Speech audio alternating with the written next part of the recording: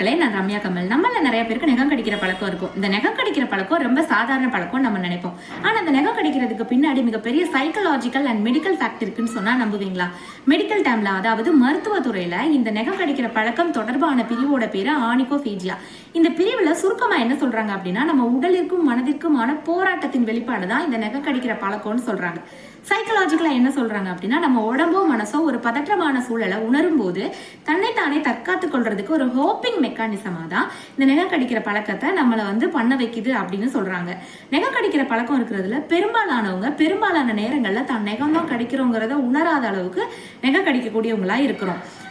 நம்ம நகம் கடிக்கும் போது நம்ம மூளையில என்டோர்பின் அப்படிங்கிற ஒரு ஹார்மோன் சுரக்குது. இந்த ஹார்மோன் நம்ம மூளைக்கு தற்காலிகமான ஒரு நிம்மதியை வழங்குது.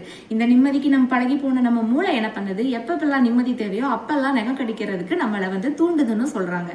எது எப்படியோ உலகத்துல இருக்கிறதுல 35% இளைஞர்கள், அதாவது யங்ஸ்டர்ஸுக்கு இந்த பழக்கம் இருக்குன்னு சொல்றாங்க. உங்களுக்கு நகம் கடிக்கிற பழக்கம் இருந்தா கமெண்ட்ல சொல்லுங்க. இந்த வீடியோ உங்களுக்கு யூஸ்ஃபுல்லா இருக்கும்னு நினைக்கிறேன். மறக்காம லைக் பண்ணுங்க, ஷேர் பண்ணுங்க, சப்ஸ்கிரைப் பண்ணி சப்போர்ட் பண்ணுங்க. தேங்க்யூ.